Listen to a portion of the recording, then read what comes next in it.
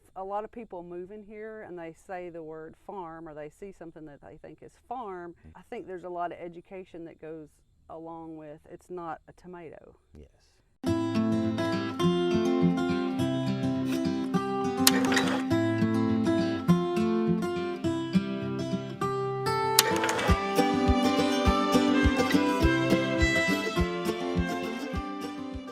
Hi, Bruno.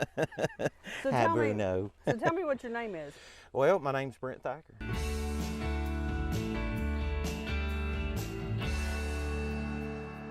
And you are from? I live in Franklin, Kentucky. We are standing at Larry Williams Farm in Robertson County, Tennessee. And how do you know Mr. Larry? Well, Mr. Larry was the second person that was ever kind enough to give me his crop insurance business. Yes. And Larry is more of a friend to me than he is a customer. What is crop insurance? Well, crop insurance, that's a great question. Crop insurance is a great tool that the farmers buy. There is multi-peril crop insurance, which our government subsidizes for our farmers. Then there's private products that each company sells for, you know, wind and hail purposes and things like that that are not subsidized by the government. But it is a very good tool that the farmers buy nowadays just to make sure that they're able to stay in business and keep feeding us all. So what are you insuring when you insure a crop? I insure wheat, barley, canola, rapeseed, soybeans, corn, tobacco, just about everything that's grown in this area. I've even gotten now to where I have some customers that are raising 200-300 acres of watermelons and pumpkins, and I'm even selling hail coverage for those now. You know. What are people insuring? Because I mean, right, when a farmer plants something, it always grows and they always make money, right? Yeah, well, what they do, they have a history. They have what they call an actual production history. And what you have to do in order to buy crop insurance, you have to have at least 4 years of your own production history in order to buy insurance for that crop that you're wanting to insure. If you don't have at least 4 years of history, then they use what they call a county T-yield, which is, you know, it varies from year to year. Used to, all of that data came from NAS statistics, but now they're using RMA data, the Risk Management Agency, which oversees all of the crop insurance program. Their data is better than the NAS data because they're getting actual yields from the farmers, because the farmer is required to, you know, report his actual yields to us, his crop insurance agent, every year. So now that we have 98% of the farmers in America buying crop insurance and they're turning in their actual production yields every year, RMA has built a lot better database for us to be able to go by county and see what kind of T-yield you. What kind of area do you cover? I cover a pretty big area. I cover from as far west as Trigg County, Kentucky, as far north as Ohio County, Kentucky, and now I'm all the way down in Franklin and Moore County, Tennessee. So what are the primary crops? You like went through this list, but I always people always ask, because mostly we see corn, wheat, and soybeans. Corn, wheat, soybeans, barley is still pretty prevalent. There's quite a bit of barley raised. Of course, our barley is different here. We raise what they call 6-row barley. 2-row barley, which is just 2 kernels on each side of the stalk, is your malting barley that they make That's beer. That's beer barley, yeah. You know, and the barley that we raise around here is what they call 6-row barley. There's actually 6 rows of seeds on the head, and that all goes into animal feed. That's what, but mainly here in our area that I deal with, it's, you know, wheat, corn, beans, tobacco. And I would consider those dry crops. It's not, you're not selling corn on the cob. No. Those are dry crops. You know, the corn that comes out of the field goes into everything you can think of. I mean, there's, you know, it goes pancake syrup, you know. Doritos. That's what I always tell the kids. Like, this is a big field of Doritos. Yeah. And you know, there's white field corn, there's yellow field corn. You know, most of your white field corn is what goes into your corn chips, and you know, you've got your cornbread mixes, that's white corn or yellow corn, you know, cornmeal. So most of that gets ground into that, but corn gluten is in just about anything you touch anymore. So it's true. And I think about like what we grow, you know, like in this area being dry crops or tobacco. It's not really something you would buy at the farmer's market. That's right. And with a lot of people moving here and they say the word farm or they see something that they think is farm, I think there's a lot of education that goes along with it's not a tomato. Yes. And some people ask, well, why do people not grow produce here? If everything grows here, why don't we grow produce? And there's more of that being done now than I've ever seen in this area. You know, a lot of our produce, like what you're talking about, is grown in our southern states just simply because it stays warmer year round. They can get more of those crops out. But that has moved northward. You know, there's guys around here now that are raising fields of tomatoes to be sold and things like that, but it's still more prevalent in the South. Like I said, we've grown up around here. Everybody that farms like what you're saying, dry crops, you know. But the farmer's market is more of a niche market, and there's several people around that are putting up greenhouses and getting into that market because it's another way to diversify their farm from the dry land crops and add value back into the farm, because there is a big I would say, I guess, demand for fresh produce and things, especially with COVID happening like it was. It was, you know, people didn't want to go to the store. It was easier to go to little farm stands and stay away from bigger crowds and buy that. And a lot of the farmers around here took notice of that. And so they have found another way to diversify their operation.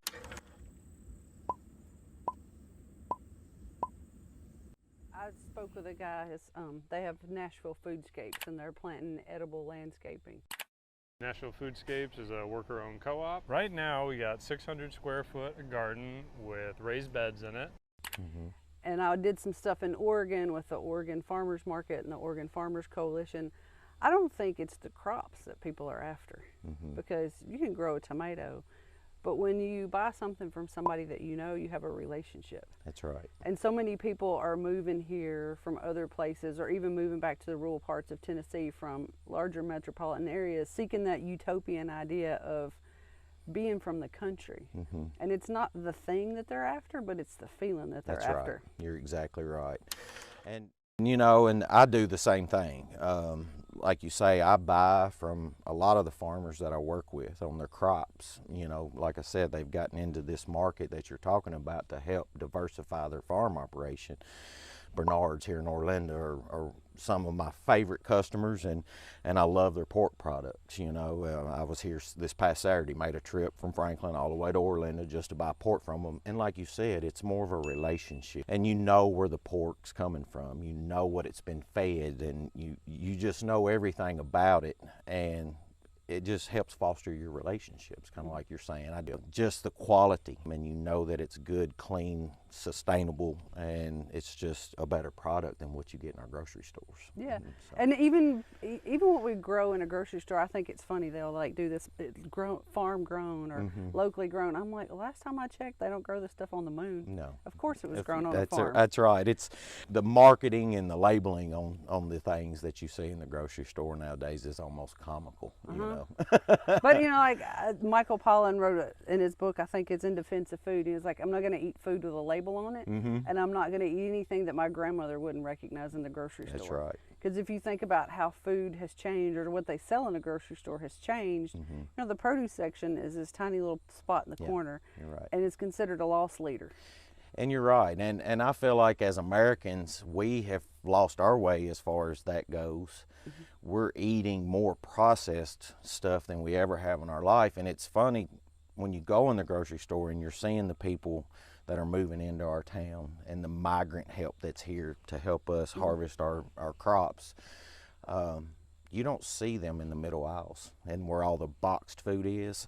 They go around, they hit the little produce section that you're talking about, they hit the meat section, the milk and the eggs, the Coca-Cola and the bottled water, and then they're out of the store because they're still going home and preparing their food and cooking their food from, you know, raw vegetables and things like that instead of the processed stuff. And honestly, I think it's healthier. And it's really an indication that we belong to a global economy, a global food economy, and the opportunity for people to come back to where they are is to have a connection with their neighbors.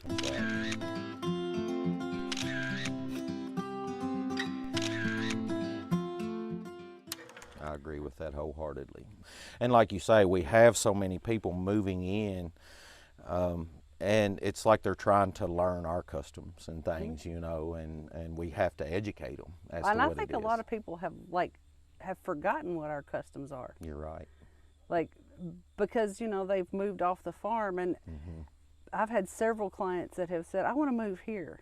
You know, like they pick a town, and I'm like, what do you want to move here? I don't know. But when you dig around a little bit, they're actually moving from the West Coast back to where where their grandparents came from. That's right. It's like they're literally like coming back home. They might not be conscious of their, like, I'm coming here because my granny lived here, but it's very much a thing that I'm coming here because it feels like home.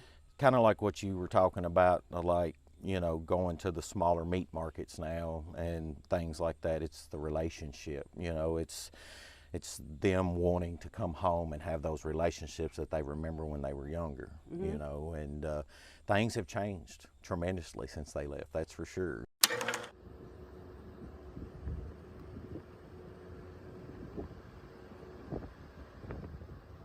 The nature of your job, you ride around a lot. If you're like me, a lot.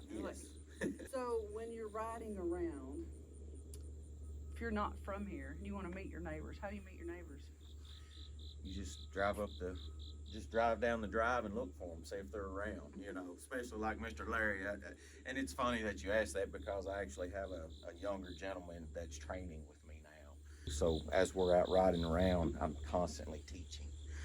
You know, and it's like we came by the other day to see if we could catch Larry. I think it was last Thursday afternoon. We came by, we rode down, and I said, well, his truck's not at the house. I said, let's run down here because I see the shop doors open and I see his pickup down there. I said, more than likely he's sitting right there in the shop waiting on us to pull up and chat with him for a little bit. But he was gone on the hay tractor. But you have to notice. Yeah. It's like I can pretty much find them or Yeah. something. It's like Yeah. if you know Yeah. what time of year it is, That's right. or they're cutting hay or cutting tobacco or sitting in the river fishing. I mean, like you can. That's exactly You kind of have a right. general idea. Yeah. It's not magic. You know, it's like right now, if I wanted to go see Cole Fulton, I know this time of year, go to the tobacco patch or the cornfield. That's one of the only two places he's going to be. It's just like Mr. Larry. The day that I came to ask him for his crop insurance business, I was with my boss, Alan Murray, from up in Owensboro, Kentucky, and Alan just tears out across the field down here because we see him down here cutting tobacco, you know.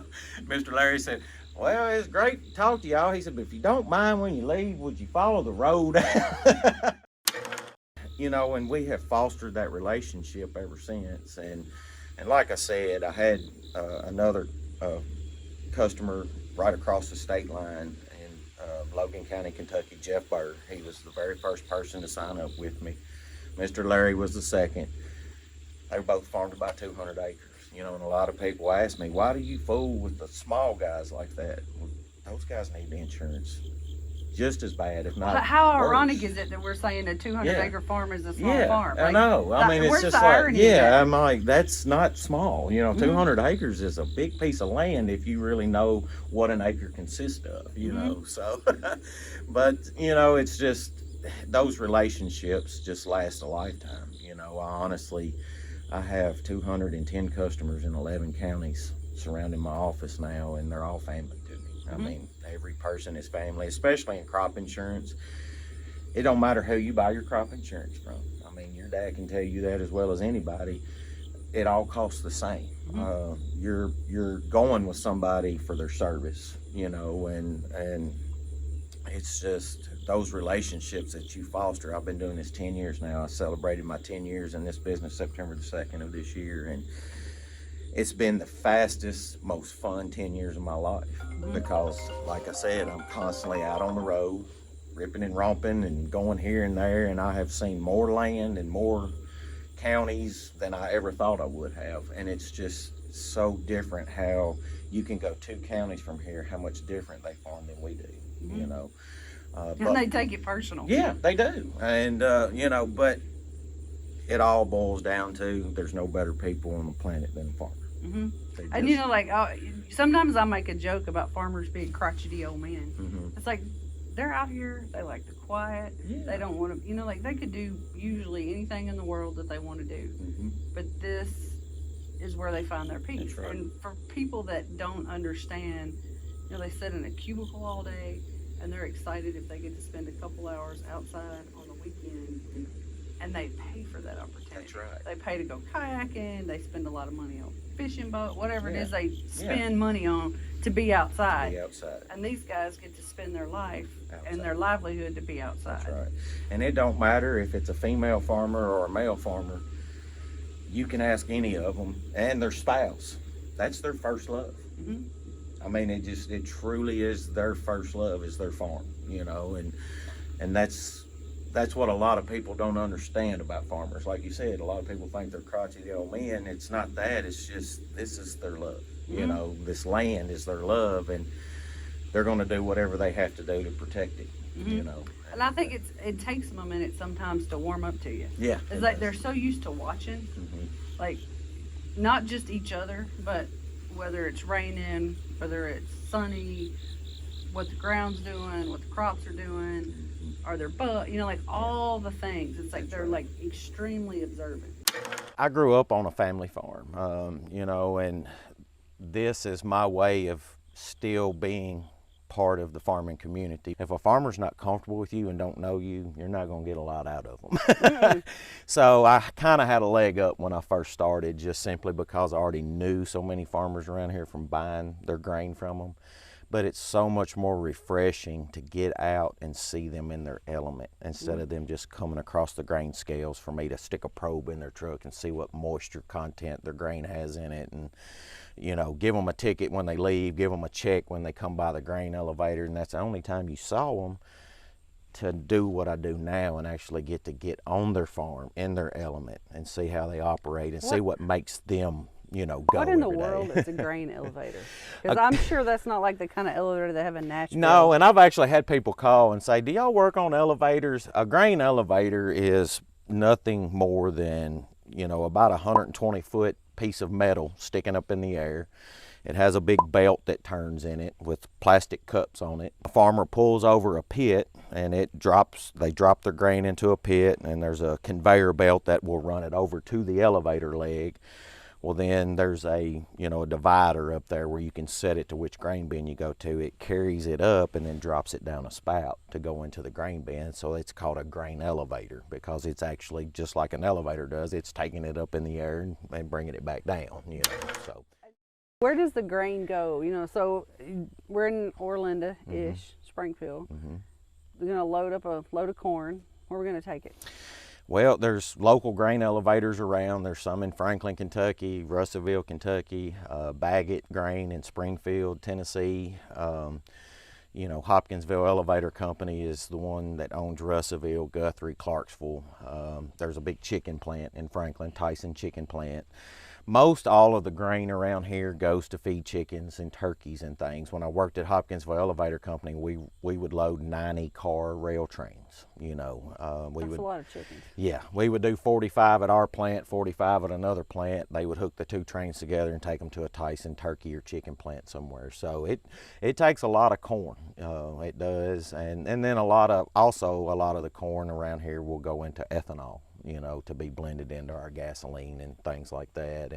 And then once they do that, that process to turn it into ethanol, there's a byproduct that comes off of it called dried distiller's grain. They call it DDGs for short, but that can go right back into animal feed to feed animals because there's still nutrition content in there. That way there's no waste byproduct from creating ethanol from corn. I mean, every bit of that is used. You know, they take that, they turn it into ethanol, then they take the DDGs, goes right back into the livestock, which in turn feeds us. So if you wanted to move here and be a farmer, how does that work? Good luck. Number one, you've got to find land. Number two, you're not going to find land. Yes, I mean, you know as well as I do, especially with you in the real estate company, our land is going away here. It's being turned into subdivisions and things like that. The last crop. The last crop. And you know, it's kind of sad and disheartening to see, but like you said, we have so many people coming in from the west and from the northeast because they're trying to escape what they're seeing there. Yeah. And I mean, there's a thing, yeah. it's called the Southern Migration. That's right. And it's real. It's real. And we're running out of farmland. But what people need to understand is, you know, they say there's a housing crisis. Well, there's going to be a food crisis at some point. I mean, it's okay to have growth, but it needs to be sustainable growth. And coming in and taking away all the farmland to build houses on is not the answer. You know, it's like it's really controversial here about how, because people are coming whether you like it or not. That's right. And if a farmer divides their farm up and they sell all their houses on 5-acre lots, it is functionally it's exactly the same thing as if they take their farm and they divide it up in 3/4-acre lots. And I personally, not that like, I would rather them, if they're going to live in a subdivision, they need to live next door to each other. That's right. That's and leave the exactly rest of it away, because even they're coming. Yeah. So like they're coming. Yeah. So if they're going, like you said, if they're going to do that, I agree with you wholeheartedly. Let's do 3/4-acre lots. You're going to live in a subdivision anyway. You know, you might as well live right on top of each other. Quit taking up so much land to sell the American dream. Yeah. Well, because a house in 5 acres is not enough. No. To be, I mean, there's nothing you can grow, No. legal or otherwise, on 5 acres to make that self-sustaining, That's especially when you consider the price of the house. That's it's right. Like, that's not real. I think I saw a stat the other day where, like, in 1950, 98% of American households were growing some form of their food in their backyard and canning it. Today, that's like 0.2% of the American household. And people need to realize you don't just walk into the grocery store and buy your food. It has to come from somewhere, and without our American farmers, we're all going to go hungry. Well, that's the interview I did last week with Jeremy and Nashville Foodscapes. And they're basically pulling out, you know, ornamental landscaping and planting gardens and kitchen gardens. And there is, I can say this, as hippie as possible, like completely polar opposite of what I would consider our row crop farmers to be, like in every aspect. Yes. Completely opposite, except for one thing. They're both trying to feed people, and they have a connection to the land. That's right. And they're both looking for that opportunity to serve a need, because food is not just sustenance, it's nourishment. You're right.